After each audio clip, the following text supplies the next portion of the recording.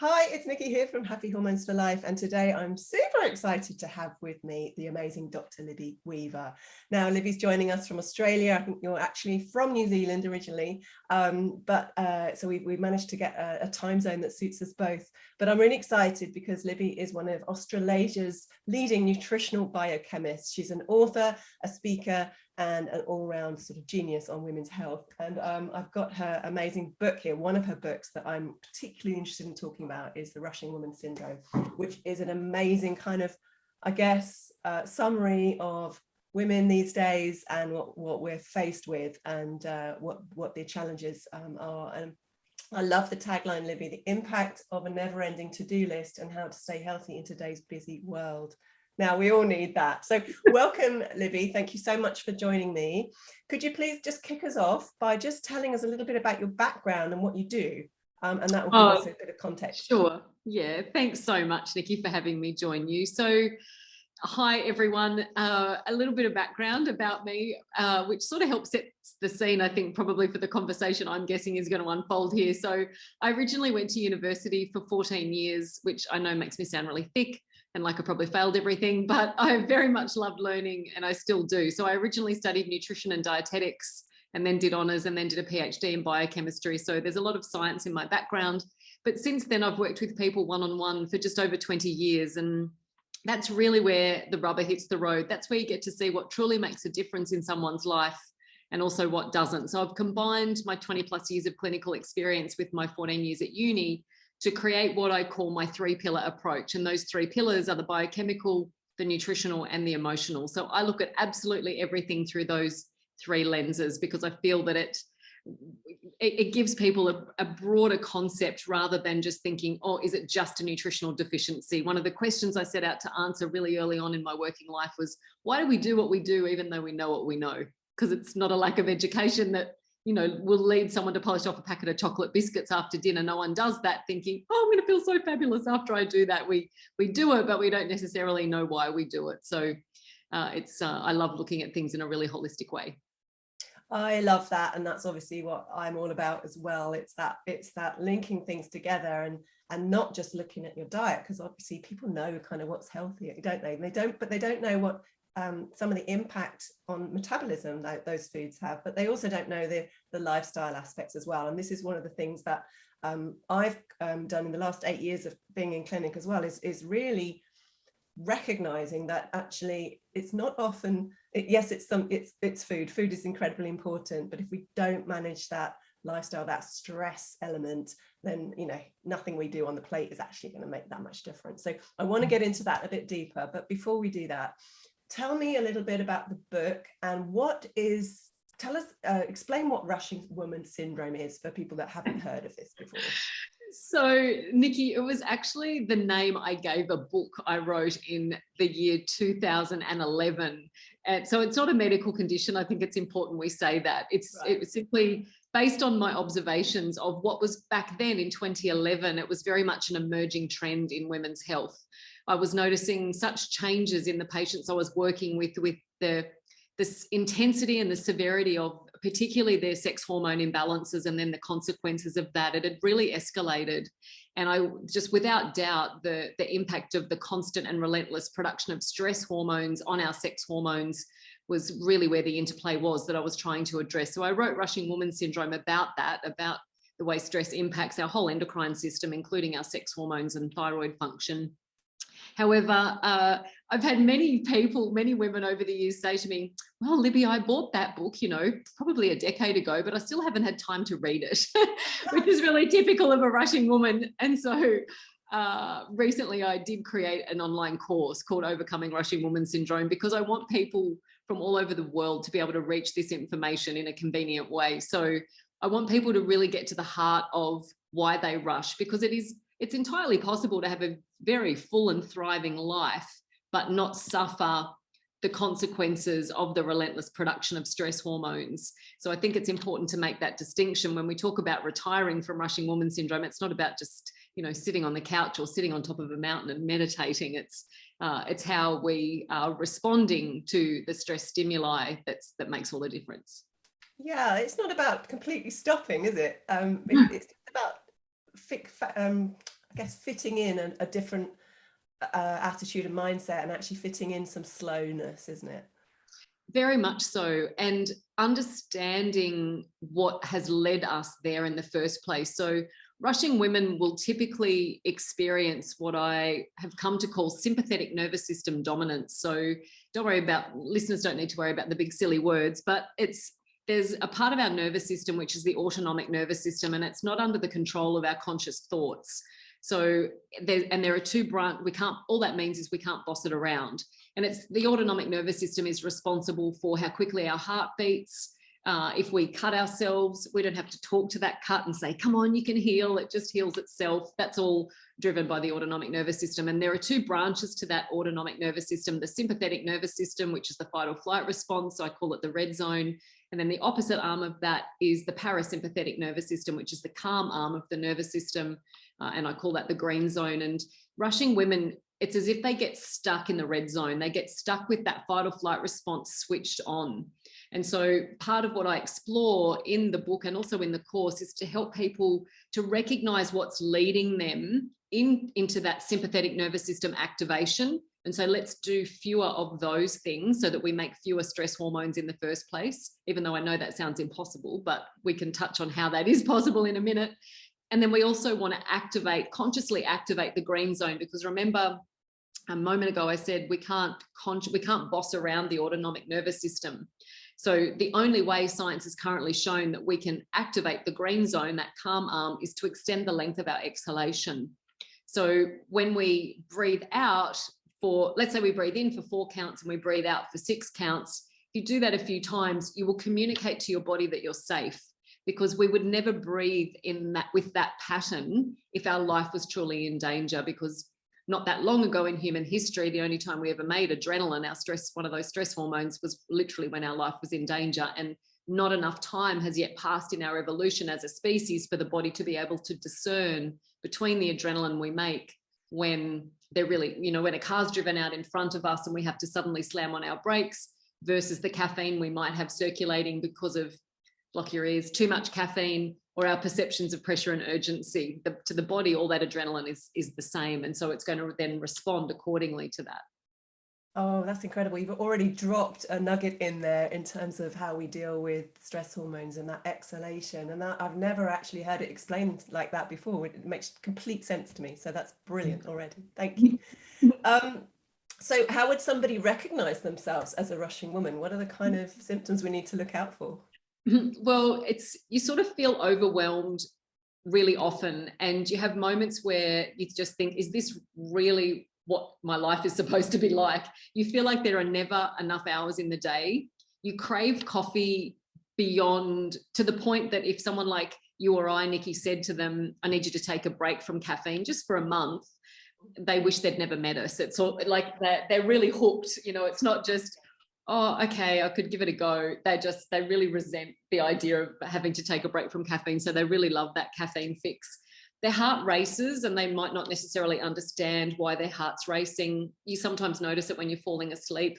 You feel anxious quite easily. So you can get into a sort of that uncomfortable, anxious place, too easily. Often our sex hormones are out of balance, no matter where we are in with our reproductive life. So whether we're still in the menstruation years, going through perimenopause, or we're postmenopausal, often the challenges through the menstruation years can be heavy, clotty, painful periods. They can be some of the symptoms of progesterone not ovulating and low progesterone, so fluid retention and a lot of anxious feelings, given that, as in your work, you talk about as well how progesterone is a really powerful anti-anxiety agent, an antidepressant and a diuretic. So progesterone production can be enormously disrupted. And it makes sense when we think that, well, here's adrenaline saying to our whole body that our life is literally in danger, and the body links progesterone. Obviously, once we ovulate, we make a big surge of progesterone. The body links ovulation to a potential new life and conception. And so the last thing it wants for you is to bring a baby into a world where it's getting the information from your biochemistry that you're not safe. And so the body will think it's doing women a big favor by shutting down ovulation or suppressing the surge of progesterone, because that can help prevent pregnancy. And yet so not only can it affect fertility, it can also really deeply affect us biologically, because when we don't ovulate, or we have low progesterone across those menstruation years and certainly through perimenopause, the fluid retention makes clothes feel tight, and then you feel really anxious, and often we don't understand why, and we don't understand that it's because of low progesterone. And so when we feel anxious and uncomfortable in our own skin, we often go looking for reasons to sort of blame that on. And so we might pin it on a particular scenario that may or may not deserve, the blame for how anxious we're feeling. And I feel like that's not talked about enough, the way that stress hormones interfere with really robust progesterone production through the menstruation years. I think too, it's a big contributor, that interplay between stress hormones and sex hormones. I think that's a big contributor to why so many women are suffering so much these days through perimenopause. So a rushing woman will also sometimes feel like there's something wrong with her thyroid, even though her blood tests might all be normal. I've seen that time and time again. That's a really common scenario. And it's a feeling too that you want to keep everybody else happy. You sort of feel like your own happiness is a little dependent on the headspace of other people. And as a result of that, we might want to say no to certain things, but rushing women usually find it really difficult to say no, and instead we find ourselves saying yes to things, and then we feel even tired but wired is the way I phrase it with rushing women. So you talked a little bit about the menstrual issues. So pre-menopausal women who have a normal cycle, they can have issues with that menstrual cycle because the stress from rushing around, the cortisol, the adrenaline, is affecting those sex hormones and either suppressing ovulation or disrupting the balance. We get a lot of women who have amenorrhea, don't have periods, and again, that's a factor that you need to look into with that. And tell me a little bit about what the links between, because a lot of my audience are perimenopausal. Tell me a little bit about how that rushing around affects the menopause journey. So the way, there's so many ways to look at it, but one way to consider it is there's a region in our brain called the hypothalamus, and it is forever asking the question, am I safe? And it does that by looking out into the world. Is there oxygen? Is there food available? What's the temperature? Okay, yeah, we have all of that. Yes, I'm safe. But then it will look into our blood. And if it sees elevated levels of, for example, adrenaline, and it says, am I safe? The answer is going to be no. And so the hypothalamus then says to the pituitary gland at the base of the brain, we're not safe. Do your work. So the pituitary, I refer to her as the mother gland. She is the one then communicating with all of the other glands in the endocrine system, the other glands that produce hormones like the thyroid and the ovaries and the adrenals. And she then says, based on the information from the hypothalamus, what they then need to do. She instructs them. And this is alarm bells, isn't it? This is like, that's right. The body's in survival mode. I'm going to tell all these other glands what to do to make this person survive. 100%, perfectly said, Nikki. Yep.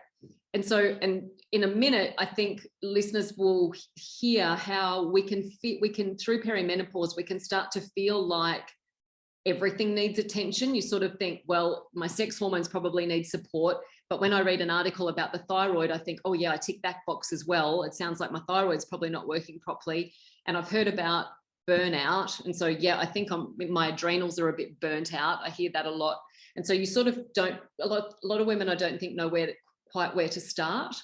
So part of what's happening is that constant alarm signaling has been going on sometimes for years, but for a lot of women for decades as they enter that perimenopause journey. So in other words, a really good phrase to remember is our body responds to the information we give it. And so when it's been receiving elevated levels of adrenaline, elevated levels of cortisol long-term, it's believed that that life is in danger, that there's no food left in the world for a long time. So when we then head into, start perimenopause, the first stage of that, how I see it, is ovulation becomes irregular. So you stop ovulating every month. You might still get your period, but you might not be ovulating every month. And with that lack of ovulation, you lose the beautiful buffering effect of progesterone. And so when you have months where you don't ovulate, you really feel what has probably been there for a long time, but the progesterone's been protecting you from it. And then the next stage of perimenopause, as I see it, is it's as if estrogen levels start to surge and plummet.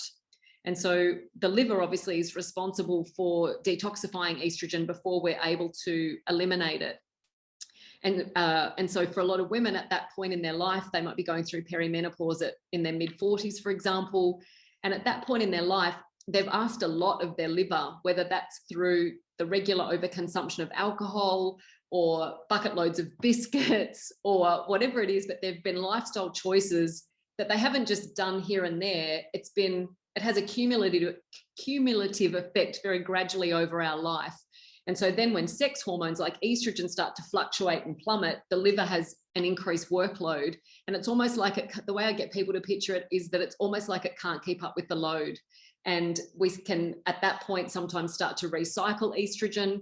So estrogen goes through phase 1, phase 2 liver detoxification. If it actually gets through both those phases, a good way to picture what happens is it hops on the back of a truck, which is how I refer to as a transporter, and it's sealed up in an envelope and it's delivered to the gut bacteria. And if we have a lousy gut microbiome, which is pretty easy to have these days, given the regular overconsumption of ultra processed foods, preservatives that are, present in things like dips that you buy at the supermarket or dried fruit or wine, those preservatives can also very gradually start to change our gut microbiome. And when the estrogen is delivered to the gut bacteria, if we have lots of bacteria that are producing a particular enzyme that has a big long silly name called beta-glucuronidase, which no one needs to bother remembering, but some of your listeners might be sciencey geeks who like big long words, that enzyme can actually open the envelope of the estrogen and then you put it back into circulation. And all of that is down to liver and gut health. And so it's not as if challenges with the liver and gut come out of nowhere. It's as if it's those changes that have just happened gradually across our life. So now with the lack of ovulation and the recycling of estrogen, we feel so foreign to ourselves. It's as if we don't know who we are. And we can feel like it's come out of nowhere because of that loss of progesterone and its buffering effect. You then add to that what I refer to as skewed thyroid function. So you don't have a thyroid disease, but if we look at thyroid hormone levels, they're skewed to the end. They're in the normal, the blood tests are in the normal range, but they're pushed to one end of the spectrum. So they're pushed to the underactive end of the spectrum. And so you feel lousy. So you feel incredibly tired, and yet you'll find that you can fly off the handle with irritability really easily over something that you might later reflect on didn't really warrant your response. You start to notice that your sleep is disrupted because your heart is racing. You might be starting to overheat. And with our lack of sleep, obviously, it's so challenging to, we often, our energy is affected, and the way we relate to other people in our lives can be enormously affected. So they're some of the big changes that happen. But beyond that too, we can get to a point where over the course of rushing woman syndrome, and I describe this in the course, we sort of go from stage 1 stress, high adrenaline, stage 2 stress, high cortisol, and there are biochemical reasons for this as we move through the stress response. And then some women end up in stage 3 stress, which is where the body's signaling for you to make more cortisol, but you can't make enough anymore. So you start to get conditions of inflammation. You feel very stiff. You feel like you've aged 20 years overnight. The fatigue is not just, I'm tired because I worked hard yesterday. It's a deep, unrelenting fatigue, and women worry that they're never going to feel like themselves again. And I feel like for so many women, that's all happening around those perimenopause years now. And I care very deeply about that too, Nikki. And it's such unnecessary suffering. And it's so important women are really empowered to understand how all of these things work so that they can get the support that they need. Yeah, I'm with you on that one. I think what you've described as the perimenopausal years is so important to kind of understand all these different systems talking to each other and all the different systems of being affected by something that's slightly out of balance. So, when you've got sort of minimal stress, or you've got kind of stress under control, you're not a rushing woman or got this syndrome, whatever, then you can manage that a bit easier as you go through. And, a lot of women manage very well through perimenopause, and it's not an issue. But the women I find that do really suffer tend to be the ones that have more stress in their lives, because not only have you got what you've described all going on, but then you add in a load of stress and cortisol on top of that, and then suddenly that low progesterone makes a much bigger impact, doesn't it? Doesn't it? Yeah, big time. Yeah. So let's get on to the good news, because there is a huge amount that we can do to actually impact this and get off this treadmill, if you like, of being a rushing woman, and really start to manage our adrenaline and cortisol. So tell me, just tell us a little bit about your 3 pillars. So the biochemical aspect of rushing woman syndrome is very much about, instead of just thinking, oh, I've got to manage stress and that feels impossible, and it's to help people identify what actually leads them as an individual to produce stress hormones in the first place. So, for example, what leads the human body to make adrenaline? It's caffeine, it's our perceptions of pressure and urgency. And now, I'm not saying that there aren't things that aren't urgent. Of course there are. If you get a phone call from school that your child or your grandchild's been injured, then you want to get there as quickly as you can. That's urgent. But what a lot of us do is we make what we get to do each day full of stress and pressure and urgency, and we want to save that response for when we really need it. And the other thing I think too, that in the biochemical, that also links into the 3rd pillar, the emotional pillar, that leads us to produce adrenaline, is the conscious or unconscious perceived disapproval of other people.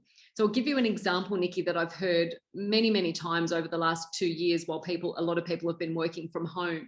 They'll say, my colleague phoned me and said, where's that work? I needed it yesterday. Now, people don't actually hear, we don't actually hear what someone says, we hear what we think they meant. So we've heard that person's request for work, and that is not in and of itself stressful. They're just trying to continue with their workflow, and they need whatever we've got to pass on to them. So that is not in and of itself stressful. The reason a lot of people respond to that with stress, if we pause to think about it, is because it's as if we've heard a story coming out of our colleague's mouth that they think we're incompetent or inefficient or not intelligent or lazy, or that we're not good at our job, we're not a hard worker. So in other words, we perceive some form of disapproval coming from the other person, and that we don't realize we do that through our interactions and our conversations. And so many of the thoughts we think aren't actually true, but we're not taught that at school. We're not taught how to, for example, oh, I ate too many chocolate biscuits, therefore I'm hopeless, I'm pathetic, I have no willpower. The first part of that sentence might be true. You might have had too many chocolate biscuits, but the second part's not. It's a story you've made up.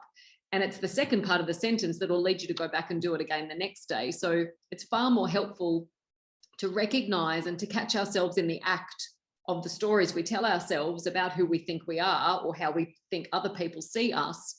If we can pause and go, well, I just ate too many chocolate biscuits, and bring curiosity to it. So I wonder what led me to do that. Because as soon as we judge ourselves, we go blind to any kind of insight. Whereas when we ask a question, when we bring curiosity, it opens us to learn something new about ourselves. And we might see that we're eating the chocolate biscuits because we had a really inadequate lunch. We had a sad salad for lunch and we actually needed something far more nourishing or warming, or we needed some more carbohydrate with our lunch, whatever it is. Or you might see, oh, I ate all those chocolate biscuits because I just came out of a work meeting and I put on a brave face, but when this person said that, it really hurt my feelings. And so you can see if something is emotional. So the 3 pillars look at, that production of adrenaline and where it's coming from. And the goal is not to make no adrenaline. I don't actually think that's possible in this day and age, but it's to reduce it. And it's to also put us back in the driver's seat, rather than thinking that we're just being thrown from pillar to post because our stress is coming from everything outside of us, from that person or that situation. And what we often lose sight of is that it's actually our response to that person or that situation. I think Viktor Frankl's work says it so beautifully. He was a psychiatrist and a Holocaust survivor. And he wrote that between stimulus and response, there's a space. And in that space is our power to choose our response. And in our response is our growth and our freedom. And it gives me goosebumps every time I say it. And it's really hard when we're caught in the rush to catch ourselves. We can sometimes see it after the fact, and we can start to see, you know, one day you walk through the kitchen and there's a pile of dirty dishes and you go, oh, there they are. Yeah, they're back again. And you have a giggle, or you think, I hope an angel floats down from heaven and deals with those for me. But then on another day, you might walk through the kitchen and you see that same pile of dirty dishes and you think, my entire life is falling apart. I can't keep doing this. So the dishes are the same, but our response to the dishes can be very different. And we do that on a much more impactful scale on a daily basis in our response to other people. So that's the biochemical side of it. And I touched on some of the emotional side of it. And then the nutritional side of it is, you know, are you nutritionally deficient in some things? So obviously iron deficiency is the most common nutritional deficiency in the world for women. And we need to get to the heart of why someone might be iron deficient, because iron's not just needed for the oxygenation of every tissue and therefore our energy. We need good iron levels for thyroid hormone production. We need good iron levels for phase 1 liver detoxification. So the ripple effect of iron deficiency is so significant. We need to know if someone's zinc deficient, because it's tied up in over 300 different processes inside of us related to digestion, immune function, our skin health, what's happening with our hair, our mood. It's so very important. It's another very common nutritional deficiency. You might be specifically looking at someone's thyroid function. You know, is there enough iodine, selenium, iron, and zinc, the key nutrients for our thyroid? So it's looking at the broad spectrum of, is the person nourishing themselves well by eating, for example, primarily whole real food? Is water their main drink? So looking at those sort of basics. And then, yes, some people need their diets, the way that they eat, tweaked a little bit. So some people might need to, might do better without dairy products. Some people, whatever it is, there can be little, obviously very personalized individual tweaks that need to happen to deal with rushing woman syndrome, and also to help with hormone balance. Oh, brilliant. Amazing tips. If somebody is rushing around and maybe listening to this and going, you know, what is my first step? Is there something they're going to say? Yeah, I haven't got time to read the book. They're going to say, I haven't got time to meditate. What is it? Is there something quickly they can do in 5 or 10 minutes, like every day, that will just help them to kind of slow down and just break that cycle of constant go, go, go? Absolutely. And it comes back to the breath. So it comes back to the activation of that green zone.